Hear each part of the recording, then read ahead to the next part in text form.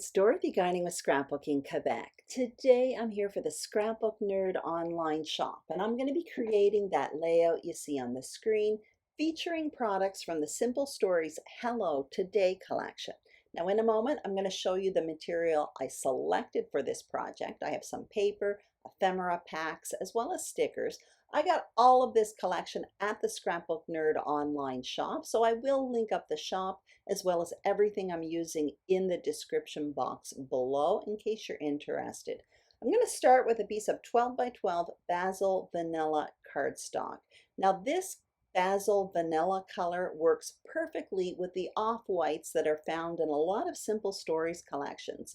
I also matted two photos in the same cardstock, and I'm showing you that cut apart sheet I showed you earlier. As you can see, I've completely cut it up. And I'm about to give you a look at this collection because it's kind of different actually. Each one of the 12 sheets is a cut apart sheet.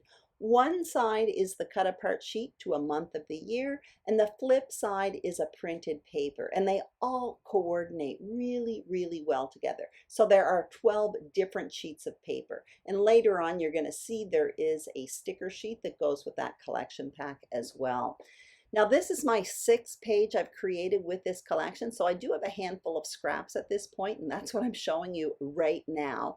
And from that I selected some green papers, and I plan to pair that with that April sheet of paper for the project I'm going to do here today. But I'm keeping the scraps handy. Like I said, everything matches really, really well.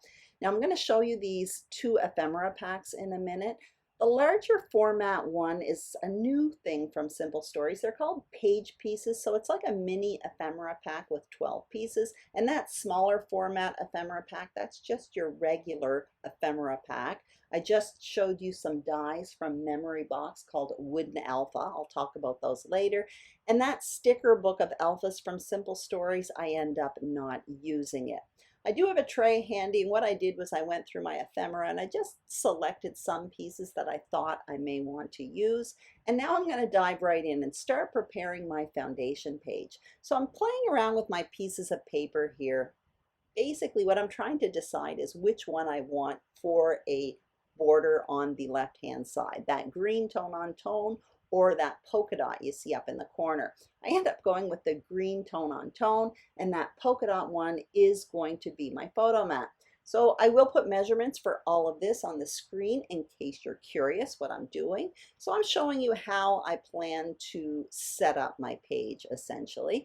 And when it comes to that April sheet of paper, you're going to see I get out a tearing tool. My tearing tool is from Creative Memories. I've had it forever. But if you don't have a tearing tool, you can just tear the paper, no big deal, or even use a ruler if you feel like you need a guide. But when I tear that paper, which is going to be at an angle, I'm trying to keep in the number 04 there, simply because this is happening in the month of April. April is really predominant at the top of the page, so 04 represents the month April, and that's why I wanted to keep it in. So you can kind of see how I'm placing everything here, and I'm about to adhere all of this together. So what I'll do is I'll adhere the photos to the photo mat, and then I'll adhere the green paper as well as the April paper to the foundation page. But I'm going to keep the foundation page with border and the photos with mat separate for the time being, because I am going to play around with placement of title, journaling boxes, as well as embellishments, and you'll see all of that in a minute. So what I'm going to show you here, first of all, you can see I have all of my embellishing around me. I cut out my title, which is Downtown, in advance with those large alphas. They are 2-inch letters from Memory Box called Wooden Alpha. And what I'm trying to show you is these dies are embossed. So each letter pops out, but there's also an embossed wood grain motif on each cutout piece. You'll see it better in the still shots at the very end of this video. Also, each one of those letters, I cut out 2 extra letters of plain white cardstock underneath and adhered 3 pieces together, so the letters are a little bit thicker than usual. You can kind of see I'm grouping up a few pieces of ephemera in the bottom left around the photo there. That's going to be where my journaling is, and it's going to be kind of a real messy look, almost like a messy planner look for my journaling, and you'll see that better at the end. So I have two pieces of ephemera there, sorry about that. And what you see me doing right now is cutting down a 2-inch strip of paper, and then I'm getting out my Stampin' Up! Tag punch, and you slip it in and it kind of trims the corners of the ends. I literally did it at each end to make 2 tags, and then you're going to see me just cut that strip in the middle.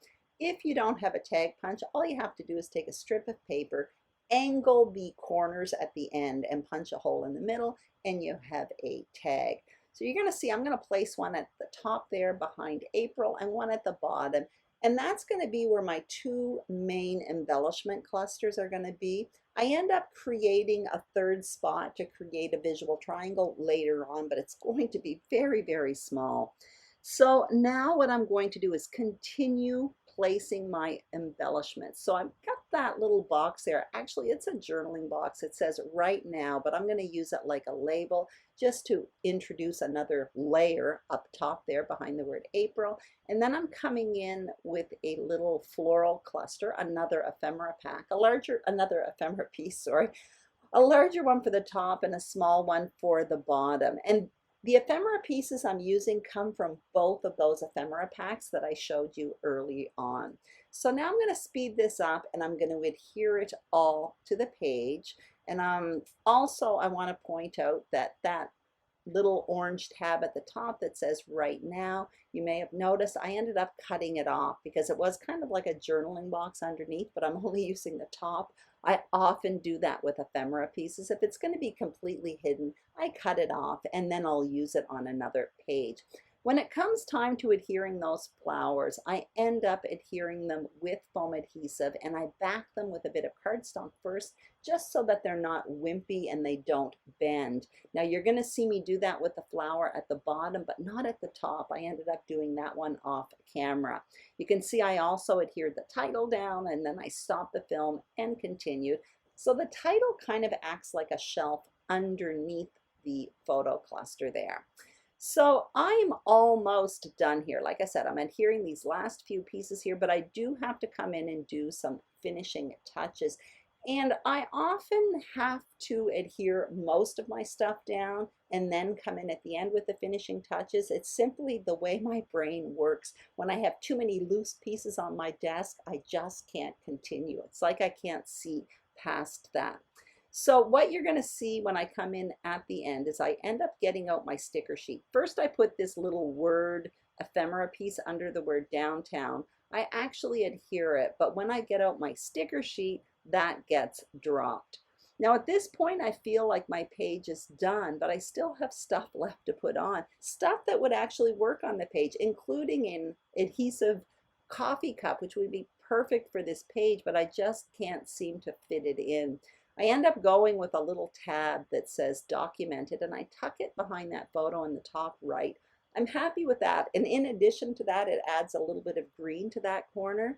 But when I put that up there, I felt like the word ephemera piece under the word downtown was no longer important. It was like the two canceled out each other. So I removed that. I'm happy with that.